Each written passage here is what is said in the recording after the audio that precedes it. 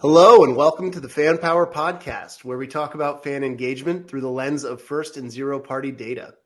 Today, we are joined by EJ Johnston, the founder and CEO of 3ice. EJ, welcome to the show. Thanks, Dan. It's great to be here. Yeah, we're excited to have you. We've been following 3ice for the last couple of years. I know you guys have made some tremendous strides. Last year was a really big one.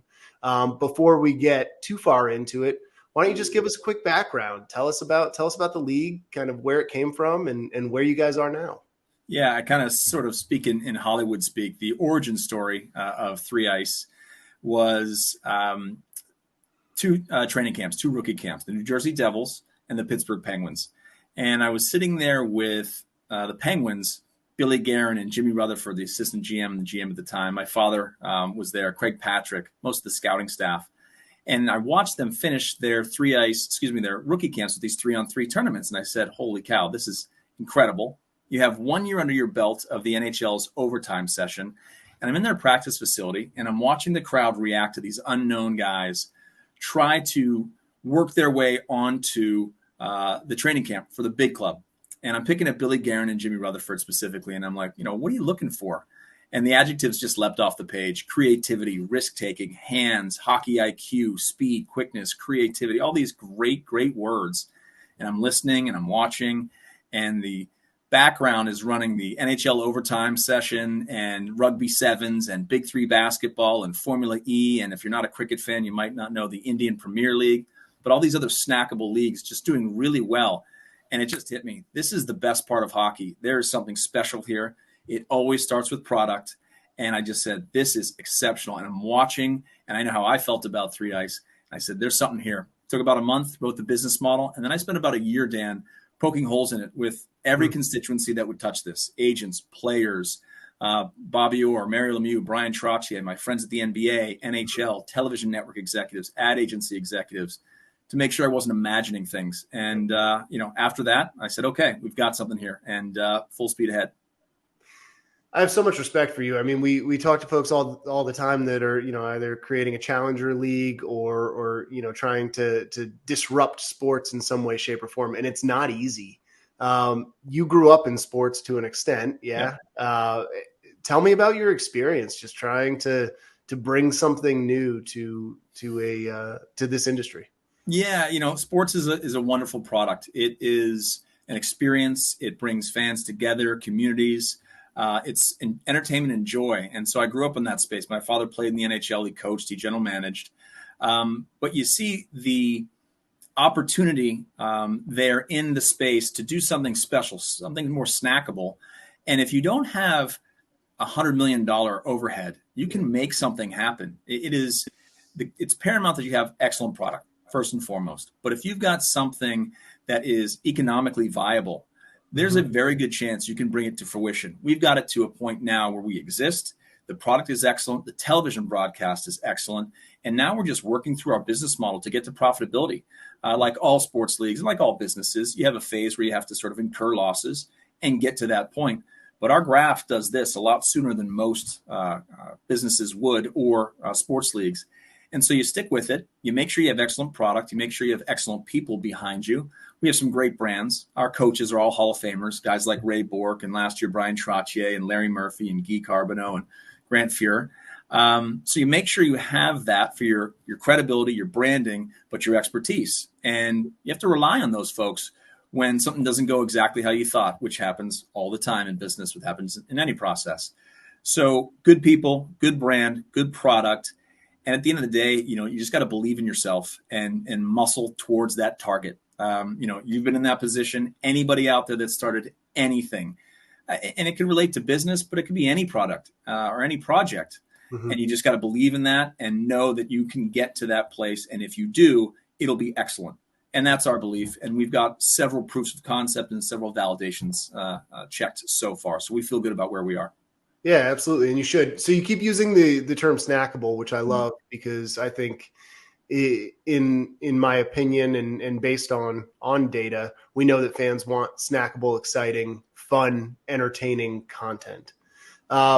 First, if you could tell us a little bit from a format perspective, how you guys run the league so that it is kind of a snackable experience. Yep. And then I'd love to talk about how you connect and interact with your fans to understand either, how to improve it or how to validate, as you say, why they love it today.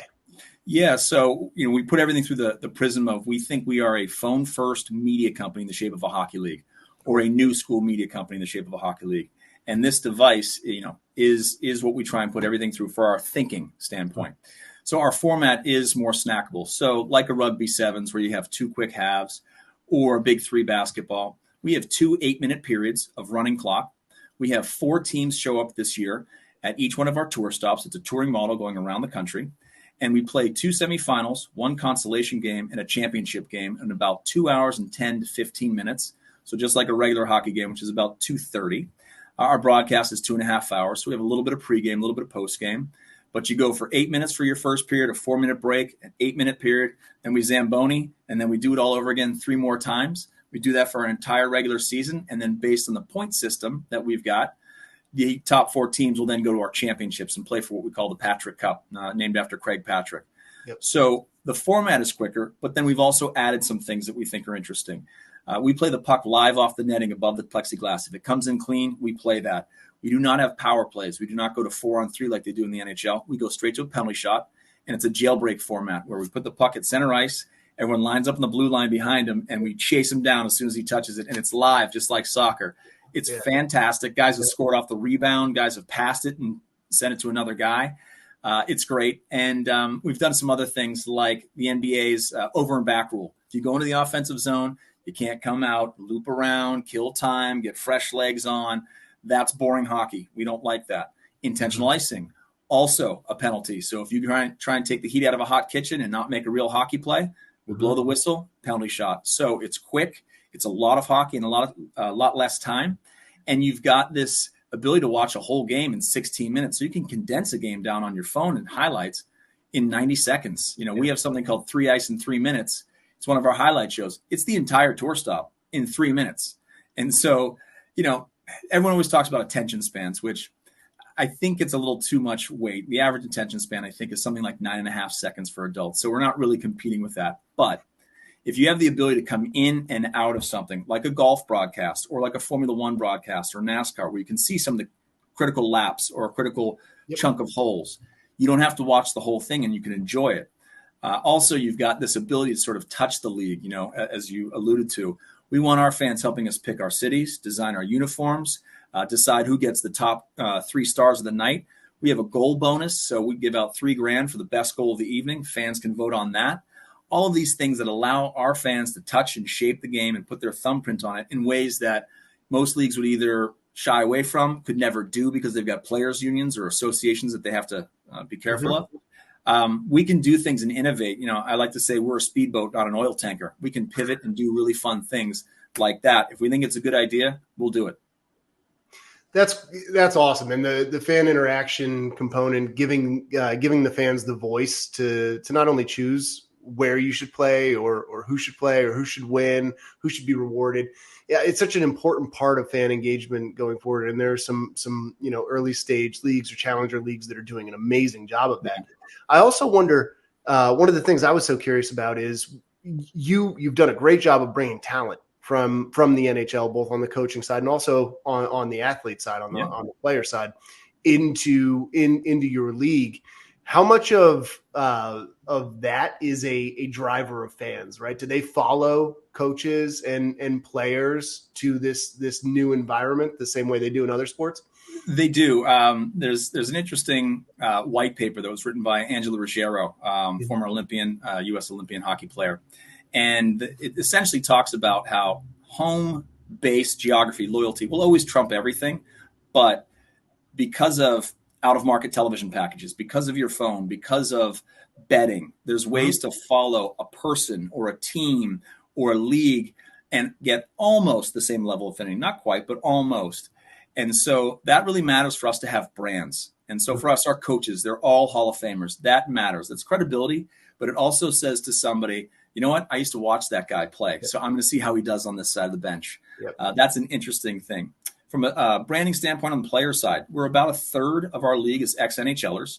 Most of those guys are somewhere between 31 and about 35 or 36. Then our next chunk of guys are guys that have played in the AHL and all over the world, Sweden, Russia, you name it. And so they're about 25 to about 30. And then we got some young guns coming out of school. So there's a little bit for everybody. In a perfect world, I would probably have that exact mix with 3 or 4 guys that are big names. And we're working towards that. I'm throwing this out there. A Phil Kessel, Jonathan Taves, a Jamie Benn. These guys are 34, 35. And if they want to step away from hockey or the NHL, but don't want to have to do an 8-month commitment every single day, but don't want to give up the game, we think we're going to get those guys. And so those brands will matter for us as well. We'll get there. We're not there today, but we've got some nice names on the NHL side. Paul Carey, Joe Whitney. We had Brian Boyle on board, but his wife had twins this summer. And so he can't do it. He said, EJ, I'm in. He signed the contract. He said, I'm in, but I just can't do it. So we have some nice names now, and they're really electric on the ice. But brand matters, and we're cognizant of that, and we'll get there. So good players now, really great coaches, and we'll get some marquee names at some point. Yeah, absolutely. And then the other side of it is, hockey's so interesting. I grew up and worked with a number of guys who played juniors, who played in Canada, who went through college programs, and a couple were drafted, but it never panned out for them. Do you see yourself at some point kind of as a funnel to the NHL where it's given guys a podium that maybe didn't get that shot? Yeah, without question. So we know we're getting scouted. We've been told that by several folks, agencies, other leagues. So we've been a conduit to European leagues, guys that played in the ECHL, which is sort of AA baseball, to make that analogy. They've gotten AHL contracts, and they've gotten contracts over in Europe where they're getting paid high 6 figures. Finnish league and Swedish league and Russian league. So we've had guys go and do that. But yes, we think as the game in the NHL evolves and gets more opportunities for 3-on-3 and or 4-on-4, there'll be a role for guys that can demonstrate great hands, quickness, a great release, and high hockey IQ. And they'll be able to get their shot in the NHL. Whether they stick around or not, who knows? But we like to say we're looking for sort of these Maseratis or Ferraris that can zip up and down the ice.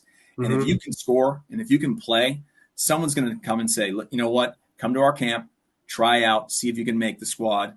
Now, sometimes those guys, unfortunately, are relegated to a checking role or a role on the team that doesn't play to their strengths. And that's really one of the challenges that they have. There's a guy that I like to point to, Connor Sheary. He's 5'8", 5'9". He was playing on the 4th line for the Pittsburgh Penguins and was checking. And he had probably no future in the NHL. Couple injuries, he gets bumped up to Sidney Crosby's line, and he lights it up. And he's had a 10-year career since. And that's the opportunity that we're giving these guys. Somebody's going to take a flyer on some of our guys in the NHL without question because we know it's happening in Europe now. Yeah, it's interesting. There's some parallels to the XFL there, not only on like the coaching component, right, where they brought in some very well-known coaches, but also giving guys that played good college ball and maybe would be put just into a practice squad or special teams environment on the field to go make a play. And I think they had a really successful season this year. A bunch of guys signed contracts. Yeah. Very cool. Well, tell us a little bit about the future. So you've got to see, you're going to come to our area, you're going to be in Philly, and you're going to be up in Newark this year. So excited to get there. Yep. Tell us about the future of the league. What's this season look like? And then where do you see yourself in 5 years? Yeah. So for us, we want to execute this year at a high level. We thought we did a great job last year. We want to get better. We want to improve, a little bit smarter, a little bit more efficient, but also we've gone from 6 teams to 8 teams, expanding there and given the fans a quicker experience, right? Mm-hmm. So last year with 6 teams showing up, it's about 3 hours of hockey, a little bit long. So you have 8 teams now, 4 show up each week, play that bracket style tournament. We just want to execute at a really high level. We want to monetize the business, but eventually we're going to go to expansion. From day one, Dan, we've been thinking about our versions of brand extensions. So for us, 3 Ice Kids is an absolute no-brainer. Think Little League World Series. That for us is a one location made for television event. It'd be wonderful to see the best 12, 13, 14-year-olds. It's not really about the skill. It's about the joy of the game at that level and turning it into a really fun product. We'll find our Williamsport. We're interviewing a bunch of cities now. Cool. We also believe that there is a really viable version of 3 Ice Women as an opening act in our game. We've got the buildings. We've got the television networks. We've got the people, the infrastructure. Everybody's in place. You can slot in the best women in the world and play 2 or 4 games in the hour before we drop the puck for Three Ice Men, we think that's a no-brainer. The Three Ice World Cup, so a made-for-television event, nation versus nation. We're talking to a group overseas right now. They own a team. They own a building. They're an investment group, and they absolutely love what we're talking about. I don't want to name any names yet on that front. And then eventually, we think there is an opportunity for a parallel league in Canada. So Three Ice Canada playing on a different day of the week. USA was what will rebrand our product eventually. And then you can have a Champions League where the top 2 teams from the Canadian League play the top 2 teams from the American League in an extra weekend on Three Ice Kids Weekend. And that's the future of our business. As a media company, we're building a library. That library gets to 100 plus hours a year of live programming plus some shoulder content. And it's a no-brainer. For us, we can get there, and we can get there in a profitable way. We can crawl, jog, and then sprint with all of those brand extensions. I love that. That's an amazing vision, especially if you think about youth hockey, right? That's a really, really fun experience to do the 3-on-3, introducing the women. There's some amazing female hockey players out there. Social media also kind of opens the door to seeing these stars at all different levels and in all different environments. And you could actually create a central place to put them on the big stage, which is awesome. And then the natural tie-in to bring the world together around it, right? Hockey's an international sport. And then to put USA against Canada, I mean, a lot of logic there, right? Oh man, I'm excited for you. This is an awesome adventure. And you should be. And I recommend everybody get out there and watch this year. So that's awesome. Well, thank you, EJ. I have to ask the question that I ask everybody at the end of the podcast. So you're building your own league, which means you're probably looking around at everything else that's being built in sports outside of Three Ice, because I know that's the favorite. Is there anything else that you're really excited about? Either a challenger league that's coming from overseas and making its way into the States, or something that's just getting started? Is there anything that you're particularly excited about? Yeah, that's a great question. So I track all of it. I'm a bit of a junkie. I'm a hockey junkie, but I'm also a sports junkie. And there's some really great leagues out there. So our favorite model is the Indian Premier League. For the fans out there that don't know, it's a short form version of cricket. They've got this format that they call T20. And like us, they're 8 or 9 weeks over the summertime. And they have a Indian league, a Sri Lankan league, a South African, an Australian. They're getting women's leagues now. It is an incredible model. I also really like this brand new 7-on-7 soccer league by Gerard Piqué, the former FC Barcelona soccer player. It's wonderful. They have looped in so they have a wonderful model. I won't get into it too much, but they've looped in social media influencers and celebrities in a way that is just so smart. They basically create a television booth for all these different folks to comment on the games on their own channels. And now you go from just your broadcast partner to all these other things. You take your feed and push it through there. It's a wonderful model. They've got great talent. They've got guys like Messi and Neymar and, you name it, big guys around. But the influencers is a great tactic that they use. I really enjoy what they're doing there. And the product's great. Yeah. I like Rugby Sevens. I like Big Three. I like Formula E. Those are the most interesting. But the smartest brands out there are figuring out how to democratize their distribution in a way that also allows traditional broadcasters to be part of the equation. And they're also, to our point earlier we were talking about, collect their own data and market to their fans directly. There's no substitute for knowing exactly who your audience is. Yeah. That's our product at the end of the day. When I'm marketing, I'm talking about my product to sponsors and distributors. You have to know exactly who those people are. And the smarter you are about that, the better you can partner with, making this up, Pepsi, Gatorade, Visa, and give them the best opportunity for them to succeed, for them to move product. And then also making sure you're telling the stories that these people are looking for, making sure you're sending them things to sell them that they want and not annoying them, inviting them into the tent to use this device to shape our league in the ways that they're interested in and not annoying them. Social media is an absolute gem of an idea and a platform, but we have to use it the right way. Otherwise, it can be annoying and destructive. We've seen that in other businesses and generally in society. So if you do it smartly, then you can find success. And knowing who your customer is and knowing who you're speaking to, and then who you can then take into a pitch room is the most important thing that any business can have. You have to know your customer, and collecting that data in the smartest ways possible is important for us. Yeah. So, I mean, to sum it up, the way I understand it is today you're collecting fan data, you're understanding and listening to your fans in a very deep way, really to figure out who you should bring on board, where you should play, who you should reward, and how you should improve the game. And while you're doing all of that, you're collecting the fan data that's going to enable the sponsors to connect with the right audience in the right way through the right lens. That's right. That's right. I don't want to walk into Visa and, making this up, say that my audience is left-handed and it turns out that they're right-handed. I'm wasting their time and mine. So the smarter I am about that, I'll be more efficient with their time and deliver truly smart packages for my partners. And then, of course, it's just better for my business so I can shape. There's data points you can pull out, and then there's creative things that you can pull out from that. That's more interesting to me, right? The hardcore data is interesting. Okay. But how can I then use that in ways that are more fun, more creative, and outside the box thinking? I know it's an overused phrase, but do that in ways that makes things more exciting for everybody. That's what gets me jazzed about data. If you can have really smart people analyzing the smartest ways to use it, that's the home run. Yeah, and we could go on about this side of the business for forever, but the beauty of sports is that they're emotional. Right? Like you don't have to try and create the emotion. That's right. Emotion is inherent. It's in the story. It's in the product. That's right. And so connecting that to the brands is the biggest opportunity, I believe, in the future of sponsorships and partnerships. And it's arguably easier for you to do it because you're doing it as part of the foundation of the league. Yes. Than trying to introduce something new to something that historically, hasn't looked at fans that way because they've just owned the podium.